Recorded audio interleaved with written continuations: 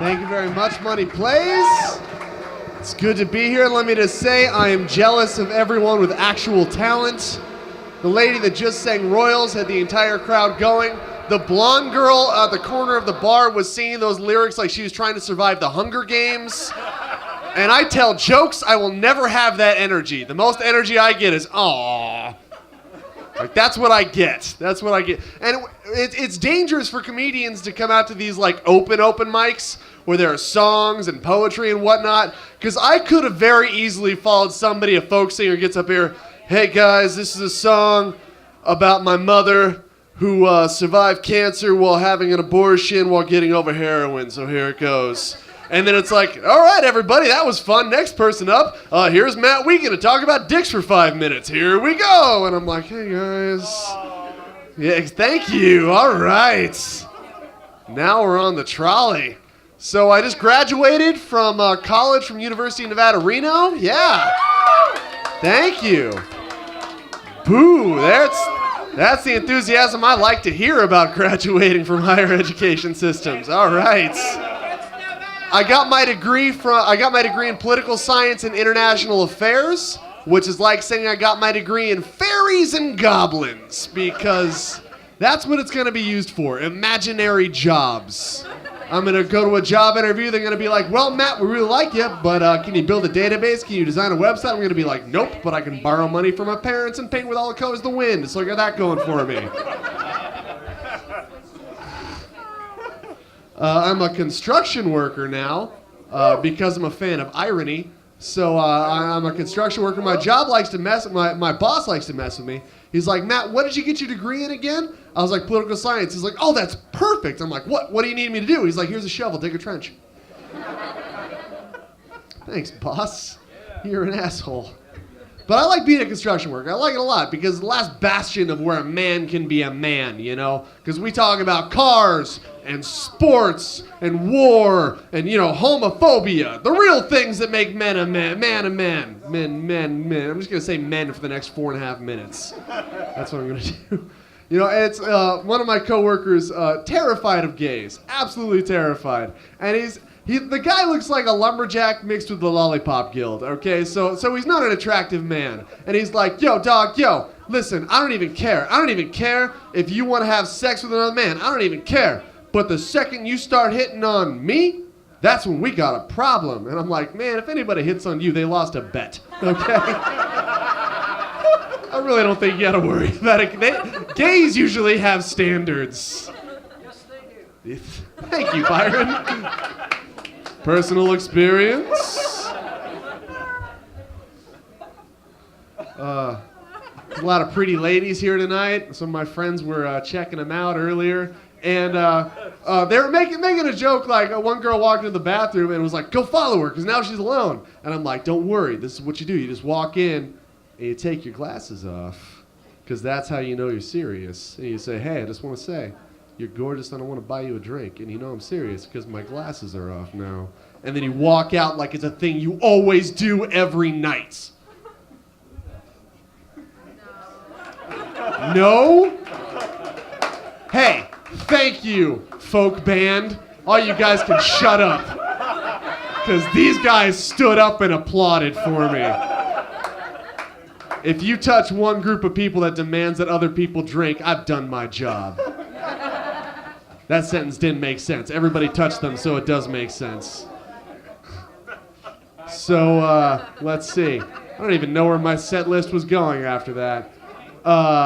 So I'm not an impressive man. I'm not an impressive man at all. For example, no, I'm not. For purposes of this joke, I'm not. For example, I drive a Ford Focus. Not the most impressive of cars, not the most pussy-getting of vehicles. I'll say it. I'll never be able to drive up to a woman, roll down my window, and be like, what's up, baby? I drive a Ford Focus, and she's going to be like, oh my God, the Focus is so affordable and you get such good gas mileage. Oh, take me, Focus boy, take me. That will never happen. You know, I'm not good with women. I'm not good with women because, like, I'm too honest. I'm afraid if I was ever to try to pick up on a girl, I'd be way too honest. Like, I'd walk up to a girl and be like, what's up, baby? Are you from Memphis? because my girlfriend left me 6 months ago and I'm very depressed at the moment. And I'm afraid if I go home to an empty apartment one more time and the only activity I have to do for the entire night is make a peanut butter and jelly sandwich and eat half of it because you're not supposed to have a big meal at the end of the night. And also I need to have a big breakfast in the morning because this men's magazine online that I've been reading about how to get over horrific breakups has been telling me that I need to have a lot of activities. So I go to the gym a lot because I figure if I get a six-pack abs, that she's going to come back to me because I look better. But then I think about it, if she comes back to me because I look better, it's just kind of shallow, but it really doesn't matter because the hole in my heart is so big, I just want the pain to go away. I mean, because you're the only 10 I see.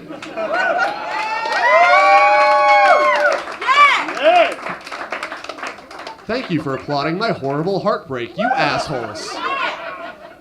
You're welcome. Let's see. What else do I want to talk about? I am a construction worker. That's true. My mom worries about me doing stand-up comedy. She worries about this, and I want to tell her like she's afraid of me telling jokes in bars. And I'm like, Mom, I'm a construction worker. Half the things that I work with on a daily basis used to be weapons in armies 500 years ago. I drive to work every day in a vehicle that runs off of tiny explosions and dinosaur souls. Like. I work under that thing that has given us our entire family cancer for the last 500 years. Oh yeah, the sun. I really don't think that you got to worry about me telling jokes in front of a bunch of drunks about dicks all the time. So I'm happy to be here, guys. You guys are very awesome. Sit in front of all my shows. You are the perfect man. Never let anybody tell you otherwise. So I did my degree, and it was very difficult for me. The hardest class I had to take was Spanish. And I realized something when I took Spanish, that your Spanish book is the most equal opportunity piece of literature in the entire world. Because you open it up, and any picture you find in a Spanish book has a group of people, this magic group of racially magical people. There's a black kid, an Asian girl, an orange child of ambiguous racial descent, and a kid in a wheelchair. When does this group ever happen? And also, I bet you those guys hate that guy. Because they can never be like, and yeah, I know there's a guy in a wheelchair in the audience right now. Everybody get the fuck over it, okay? I had this joke long before I knew Byron, and so I'm going to tell it because I like him. You can never be in that group. All right, it got awkward. I'm going to finish the joke out of respect for you, Byron. Yeah. I didn't thank you for being in a wheelchair, man. All right. I bet you that group of people hate that guy. They can never be like, hey, let's play a pickup game of basketball. Oh, wheelchair Pedro, you're here. Damn it, wheelchair Pedro. Now we'll never make it to the top of the lighthouse. What you just heard is my absolute favorite joke of all time that no one ever laughs at. Do I care? No, because I do it for me. How much time do I have left? I got 1 minute left? All right. I got this. We got this. Wheelchair Pedro. Perfect. You and you need to come to all my shows. All right, I'll tell this story. I walked into a Starbucks the other day, and the barista looked at me and she goes, hey, you look like somebody who would know. How was the new Star Trek movie? And I was like, what the fuck? Is this what racial profiling feels like? Because I do not like it. And it was terrible, by the way. If you guys ever walked into a Starbucks and the barista looks at you and they go, looks like you need a cup of coffee right now. You think about it and you think about it, and that's just barista language for, you look like a bucket of shit. Nothing could make you look worse.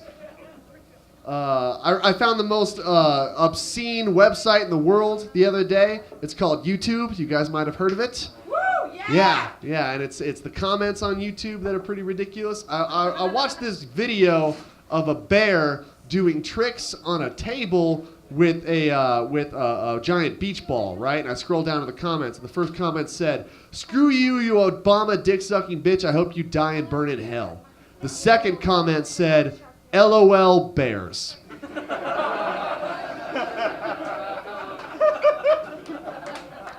That's my time, everybody. Thank you very much on that one.